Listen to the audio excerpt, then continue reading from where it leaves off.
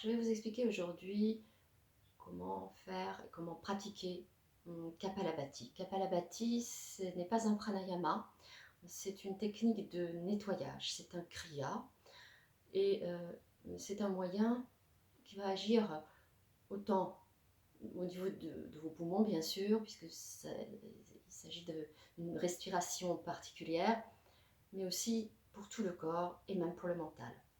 Kapalabhati, vous allez poser une main sur le ventre pour sentir déjà tout simplement quand vous respirez normalement, entre guillemets, qu'est-ce qui se passe.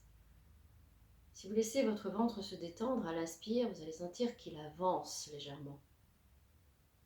Et à l'expire, pour expulser l'air hors de vos poumons, eh bien vous allez un petit peu mobiliser vos abdominaux, donc le ventre, vous allez sous la main sentir qu'il recule.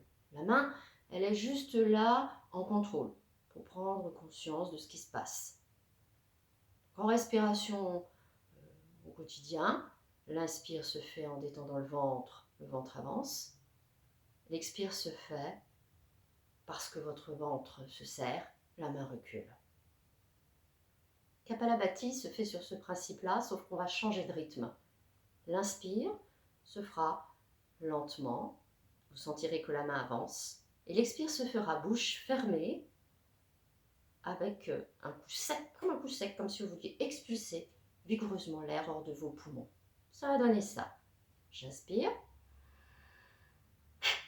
j'ai expiré. J'inspire à nouveau et j'expire.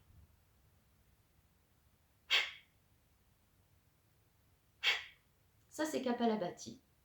Alors, il faut d'abord s'exercer à sentir ce qui se passe, à le faire lentement. Après ça, vous pourrez éventuellement en faire une petite série. Une petite série de 5, 6, 10. Et quand on a l'habitude, on en fait plus. Mais allez-y doucement, parce que l'inconvénient de cette respiration, c'est que ça peut vous faire tourner un peu la tête. D'ailleurs, le nom n'est pas étranger à cela. Kapala veut dire tête et Bhati veut dire nettoyage, donc nettoyage de la tête. Donc faites attention, n'en faites pas trop et surtout pas trop vite, de façon à ne pas provoquer des vertiges. Et lorsque vous en avez fait une petite série, commencez par 5, 6, allez jusqu'à 10. Terminez par un temps où vous êtes poumon plein, où vous maintenez un tout petit peu, c'est une suspension de souffle, c'est pas un concours d'apnée, où vous terminez simplement par un temps poumon plein, vous maintenez un petit peu, c'est agréable, ça doit rester agréable, et ensuite, quand vous avez besoin d'expirer, vous expirez tranquillement. Donc voilà une première pratique.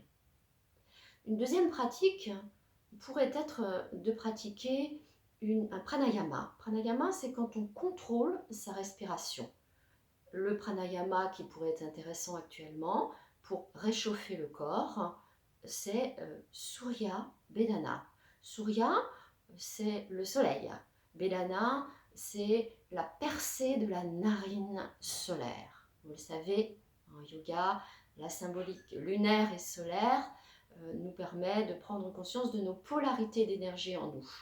Ces polarités d'énergie passent par prise de conscience d'un prana lunaire qui va rentrer par la narine gauche, d'un prana solaire qui va rentrer par la narine droite.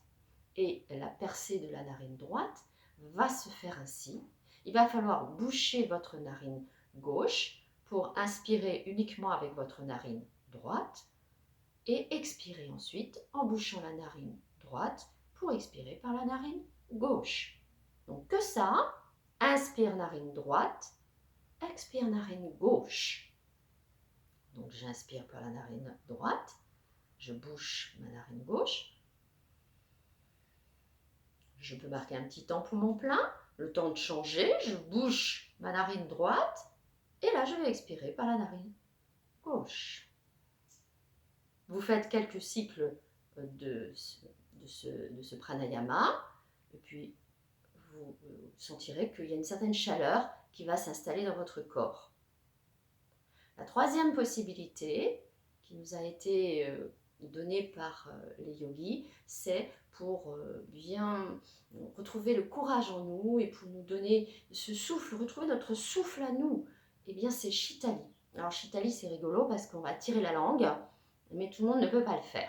Donc si c'est possible pour vous, vous allez placer votre langue en ouvrant la bouche comme un tuyau, comme ça. Pour inspirer là, et quand vous avez inspiré comme ça, vous refermez votre bouche et vous expirez tranquillement par les 2 narines. Donc inspire.